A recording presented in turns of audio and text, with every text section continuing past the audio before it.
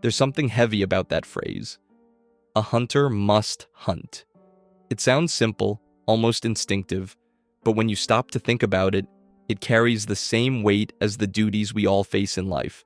Every one of us has a hunt. Maybe it's our work, our studies, our family, or the expectations that the world quietly places on our shoulders. We wake up, put on our gear, and face whatever the day demands. And sometimes it feels like that's all there is, doing what must be done again and again without questioning why. There's a strange kind of pride in it, but also a quiet sorrow, because fulfilling your duty is noble until it starts consuming the person beneath it. I've always felt that there's a difference between doing what's necessary and letting it define who you are. The hunter hunts because that's what he's told to do. But when he forgets why he started or what he's even fighting for, that's when the hunt becomes something darker, a cycle that feeds on meaninglessness. And I think a lot of us live like that sometimes, chasing goals, checking boxes, proving ourselves over and over, until the act becomes automatic. We call it responsibility, but deep down, it can also be a way to hide from ourselves, to avoid facing what would happen if we stopped. There's a thin line between commitment and obsession, and most people only notice it once they've already crossed it. What starts as a sense of duty, doing what needs to be done, being responsible, can slowly turn into something darker. You stop doing things because you believe in them, and start doing them because you can't stop. You convince yourself that rest is weakness, that taking a break means falling behind. You start measuring your worth by how much you endure, not by who you are. And that's where the madness begins. Not the loud, cinematic kind, but the quiet kind that eats away at you when no one's looking. It's the kind that tells you that your pain is proof that you're doing something right. That's how many of the hunters in Bloodborne lost themselves. They hunted for so long that they forgot what they were hunting for.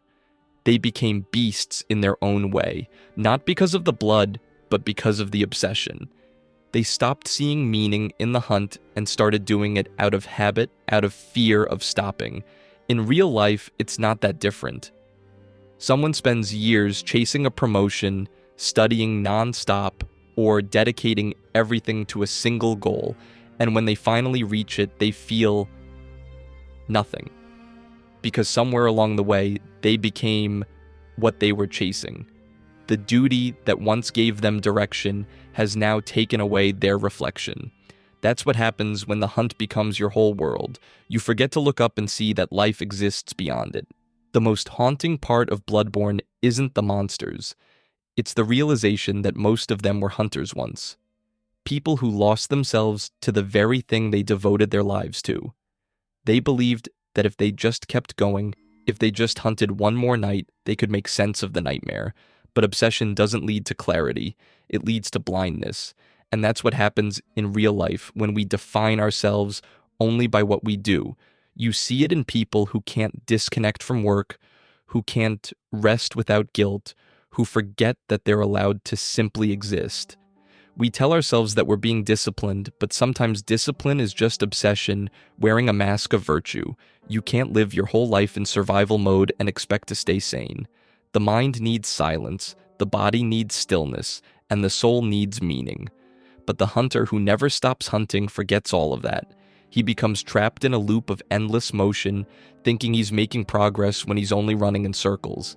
And maybe that's the real horror, to wake up one day and realize you've been moving for years without actually living, to realize that your identity has become inseparable from your struggle.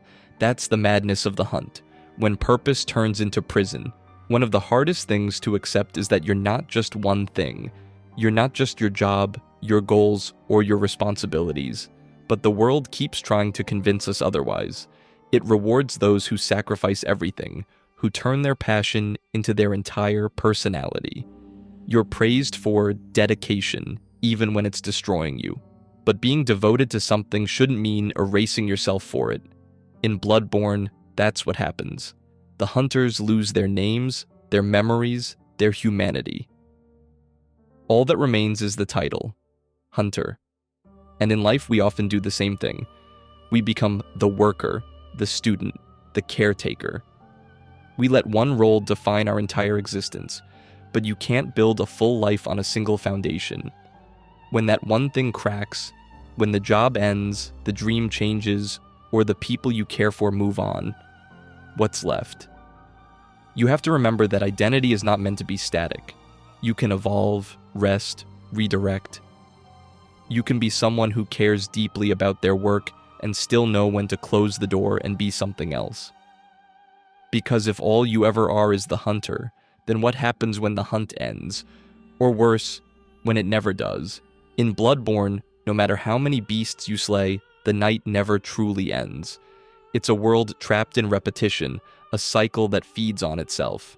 And maybe that's what the game is trying to tell us, that some battles can't be won by force alone. The real victory is knowing when to stop fighting. The same is true in life. You can keep chasing goals, solving problems, fulfilling obligations, and yet still feel like you're stuck in the same place. Because sometimes the problem isn't what you're fighting. It's that you've forgotten how to stop. We romanticize struggle so much that peace feels unnatural. We think being constantly busy means we're living with purpose, when in truth, it often means we're running from ourselves. Breaking that cycle doesn't mean abandoning your responsibilities. It means remembering that duty is a guide, not a master.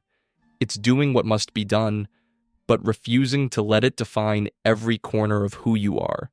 It's realizing that you don't have to earn your right to rest or your right to be human. You can still pursue excellence, still honor your commitments, and yet allow yourself moments of quiet, moments where you're not chasing anything. Because in the end, no one was meant to live forever in the night. The hunt may shape you, but it shouldn't consume you. There's a dawn waiting, if you can let yourself stop long enough to see it. When you've been hunting for so long, it's easy to forget what life looked like before the hunt began. You start to think that the only way forward is to keep fighting, to keep producing, to keep proving. But the first step to breaking free is remembering who you were before the obsession took hold. That's not something that happens overnight. It takes intention. You have to create moments that aren't about achievement, but about connection. Go for a walk without checking your phone. Talk to someone without thinking about productivity. Let silence exist without needing to fill it. These moments are small, almost insignificant, but they're what remind you that you exist beyond your purpose, that you're not just a hunter, you're a person. In Bloodborne, the hunters who fall to madness are the ones who forget their humanity. They stop recognizing themselves in the mirror. But there's always a choice. The choice to look up from the blood, to step back from the frenzy, and to remember the world that still exists outside the hunt. In reality, that means reconnecting with the things that make you human. Curiosity, laughter, rest, even boredom. It means letting yourself be imperfect, to not have every day defined by progress. When you give yourself that grace, you start to see that duty doesn't have to be a chain. It can be something you carry, not something that carries you. Rest is one of the hardest skills to learn when you've been living in a state of constant motion. The world makes you feel guilty for it, as if taking a break means you're falling behind. But rest isn't the opposite of discipline, it's part of it. A hunter who never stops to sharpen his blade will eventually break it. The same goes for us. If all you do is push forward, eventually you'll burn out. Not because you're weak, but because you never allowed yourself to recover.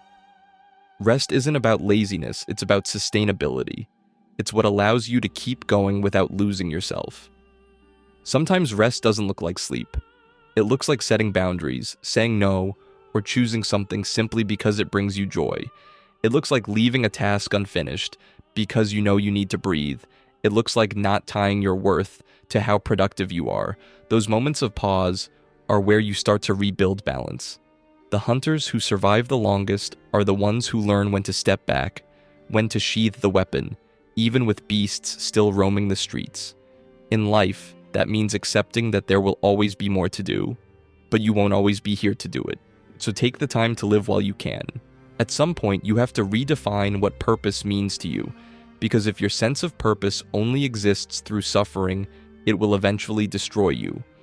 Real purpose isn't meant to drain, it's meant to guide. It should give you direction, not obsession.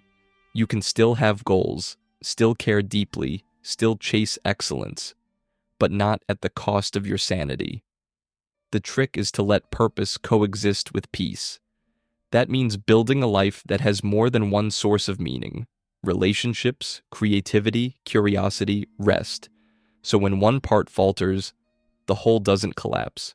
You stop living like the night will never end, and you start to see the sunrise again. That's what I think Bloodborne is really about.